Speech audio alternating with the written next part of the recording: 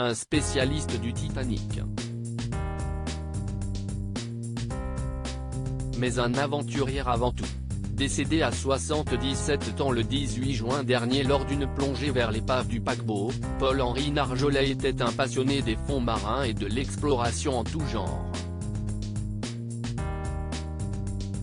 Si est donc naturellement vers lui que s'étaient tournées des victimes d'un naufrage, un combat qu'il n'a jamais abandonné pendant près de 50 ans. Avait-il conscience, en se battant pour que les victimes d'une l'implosion dans les années 60 obtiennent réparation, qu'il serait un jour victime du même genre d'incident? En tout cas, Paul-Henri Nargeolet, grand spécialiste de l'exploration marine et décédé le 18 juin dernier à proximité de l'épave du Titanic, ne les avait jamais lâchés. Et son combat avait fini par payer. À l'époque, nous sommes en janvier 1968 et le sous-marin militaire la Minerve part de la base de Toulon. Au bout de 24 heures, il ne donne plus de nouvelles et la famille de la cinquantaine de marins à bord est prévenue, les passagers sont morts dans l'implosion de l'appareil. Hervé, le fils du commandant, André Fauve, se souvient bien du moment où sa mère lui avait annoncé. J'avais 5 ans et demi quand j'ai vu ma mère ouvrir la porte à 2 officiers, 24 heures seulement après le dernier signal émis. Elle m'a juste dit ton père est mort, a-t-il en effet raconté à nos confrères de Closer.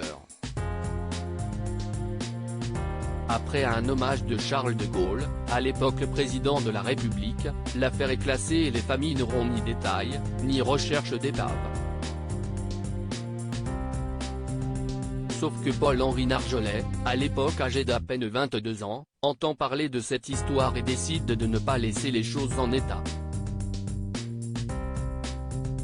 Dès 1971, il part à la recherche des débris, mais les choses sont très complexes. Pour descendre aussi bas, à près de 2300 mètres de profondeur, il faut de très lourds moyens et surtout la levée du secret défense français.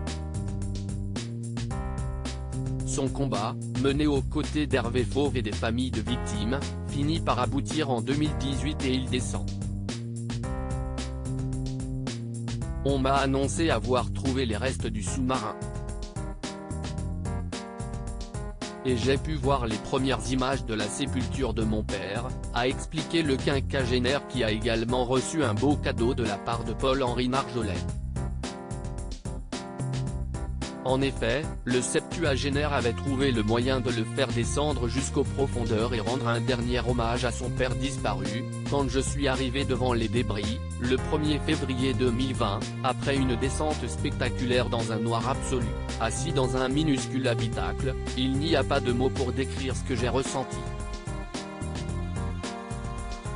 C'était plus que bouleversant, se souvient-il. Très touché par la mort de Paul-Henri Nargeolet, il a donc tenu à lui rendre un bel hommage. Ainsi, sûrement, qu'aux 4 autres hommes décédés dans le Titan, le petit sous-marin parti le 18 juin pour une plongée vers le Titanic et qui n'est jamais remonté.